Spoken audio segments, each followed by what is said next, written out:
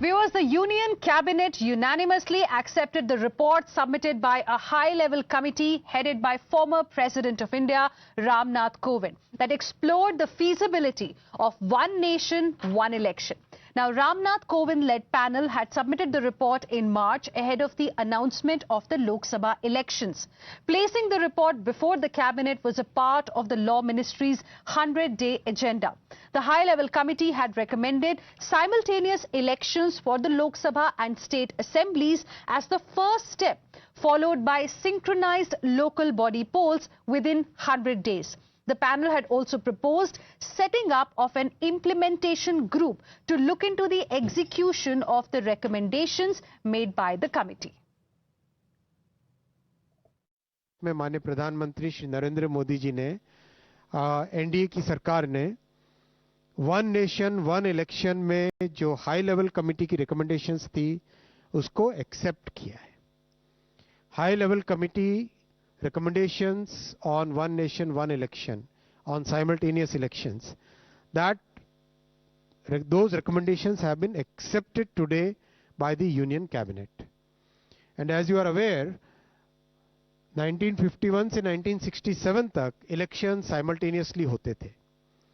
उसके बाद में 1999 में लॉ कमीशन ने अपनी 170th रिपोर्ट में रिकमेंड किया था कि one election to Lok Sabha and all legislative assemblies in 5 years होना चाहिए, जिससे कि देश में डेवलपमेंट चलता रहे. जो बहुत सारा खर्चा होता है इलेक्शंस के कारण वो न हो. बहुत सारा लॉ एंड ऑर्डर और क्रिमिनल जस्टिस सिस्टम जो बाधित हो जाता है because policemen are totally deployed in maintaining the election law and order, वो सब जो बड़ा एक बहुत बड़ा एक डिसरप्शन रहता है वो ना हो. और एक तरीके से जो आज का यूथ है और आज का जो भारत है जिसकी एक एस्पिरेशन है कि डेवलपमेंट तेजी से हो, चाहे इंफ्रास्ट्रक्चर का हो, चाहे एजुकेशन का हो, हेल्थ केयर का हो, चाहे एम्प्लॉयमेंट अपॉर्चुनिटीज का हो, चाहे मैन्युफैक्चरिंग का हो, उसमें इलेक्शन के प्रोसेस से बार बार जो बीच में एक तरीके से उन सब को एक स्मूथ तरीके से डेवलपमेंट चलता रहे. और इस पॉइंट ऑफ व्यू से बार बार ये रिकमेंडेशन, ये सजेशन देश में जगह जगह से अलग अलग फोरम से आया है. पार्लियामेंट्री कमेटी ने भी 2015 में अपनी 79th रिपोर्ट में कहा था गवर्नमेंट को कि suggest methods for simultaneous elections in 2 phases. इसीलिए हाई लेवल कमेटी गठित की गई थी under the chairmanship of Shri Ramnath Kovind ji, the former President of India, and that committee extensively consulted a broad spectrum of stakeholders, including political parties, judges, constitutional experts, large number of experts from various fields. Now, viewers, the India bloc is now vociferously opposing the report, which is an inch away from clearance, while the Congress party has called it unsustainable and impractical.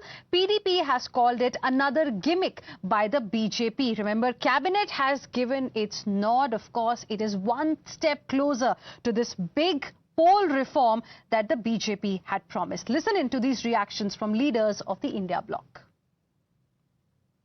देखो, ये देखिए, ये practical नहीं है और ये चलने वाला नहीं है. ये सिर्फ चुनाव जब आते कोई ना कोई कुछ मुद्दा नहीं मिल रहा उनको, ऐसी चीजें बात करने के लिए, इश्यू को डाइवर्ट करने के लिए वो बात करते हैं. और इसीलिए और पूरे देश के लोग कोई मानने वाले भी नहीं है. इनके जो झूठे वादे थे उनसे ध्यान हटाने के लिए ये इस तरीके का लाते हैं. आप बताइए कि महिला आरक्षण का क्या हुआ साहब? महिला आरक्षण का बिल पास कराया, सबने सर्वसम्मति से किया, क्या लागू हो गया क्या?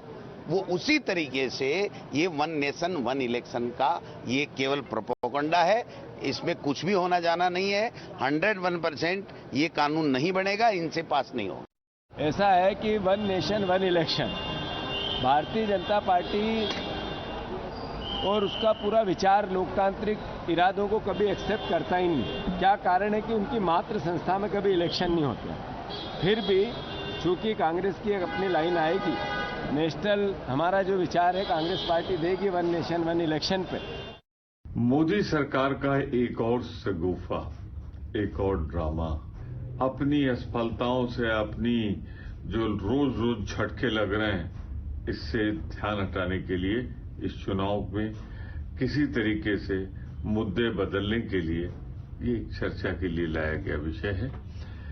विस्तार से इस पे तो तभी बोला जा सकता है जब ये किसी विधेयक के रूप में, ड्राफ्ट के रूप में सार्वजनिक होगा, लोकसभा या राज्यसभा में आएगा।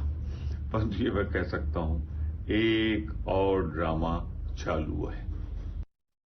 ऑल गिमिक्स, वो रिग करना चाहते हैं इलेक्शन, डिलिमिटेशन से जब नहीं होता तो वन नेशन वन इलेक्शन का बोलते हैं। बीजेपी से हजम नहीं हो पा रहा है कि उनके जो जमीन, उनके जो पैर तले जमीन है वो खिसक रही है, तो हर एक चीज में उनको प्री रिगिंग करनी है। अब डिलिमिटेशन भी प्री रिगिंग था, one nation one election is also a way to rig the election.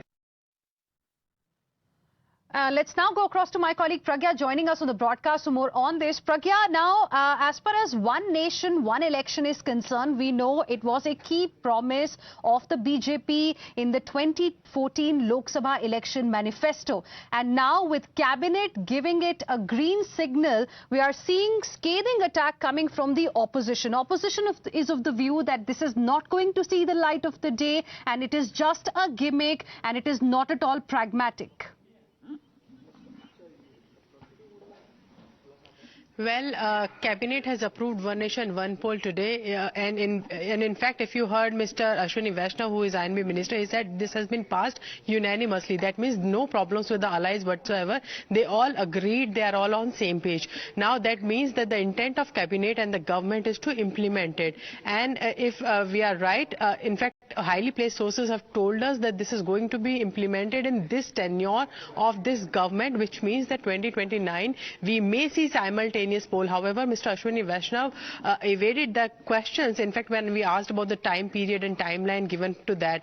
But government is very sure that they want to do that in this tenure only, and that is why the discussions are to be started. In fact, the poll panel took 191 days to formulate this 18,000-page report, and they had extensive discussions in legal fraternity, as well as went by every constitutional sections that need to be amended, like section 83 and section 172, that deals with the with how the tenure of the Lok Sabha and assemblies are to be fixed. So all that has to be looked in, because there is a constitutional amendment that is needed to implement it, but the government is not saying anything whether this will be brought in this winter session or not. But we are very sure that the government is has every intent. In fact, they said that discussions around this are going to be started very soon. There will be constitution of an implementation group. After the discussion, they will look into how this can be implemented. When it comes to Lok Sabha elections and assembly elections, you don't need ratification by the states. Right. Only when it comes to the local body polls like panchayat and municipal polls, you need 50% of the states to ratify it. So there will be extensive discussion, and government believes that in fact those opposing this one nation one poll has to give in to the pressure, because 80% of the people who have been surveyed and asked about this, many of them are youth. They agreed that there should be one nation one poll, because there is too much of expenditure, too much of economic activities that were hampered because of the model code of conduct that kicks in every time a poll is announced. Right. So clearly BJP NDA is of the view that the intention is to curtail huge expenditure that happens, especially when there are elections, assembly elections, and then of course the Lok Sabha elections that happen separately. But on the other hand, the opposition is of the view, viewers, that this is just another attempt by the BJP to divert the attention of the public from the main issues. Pragya, requesting you to stay on with us. In fact, we have now reactions coming in from leaders of the allies from the NDA of the BJP. Let's listen in. और 1967 के पहले तो खड़गे बताएं ना, राहुल बताएं कि एक देश एक इलेक्शन होता था कि नहीं होता था, उसमें कौन सा नुकसान था, क्यों नहीं नेहरू उस समय इसको रोक दिया था। तो जब एक नेशन एक election, one nation one election, ये पॉलिसी दी बेस्ट पॉलिसी है। इसे पॉलिटिकल वेंडेटा के तहत कांग्रेस विरोध कर रही है, या अपोजिशन जो भी विरोध करेंगे। देश का नौजवान चाहता है, देश का हर नौजवान चाहता है कि देश की विकास हो, सालों भर चुनाव, पैसे खर्च होते हैं, देश का पैसा खर्च होता है। ये लोग देश के दुश्मन हैं, इसी तरह से बात करते हैं। को कैबिनेट की मंजूरी एक स्वागत योग्य निर्णय है।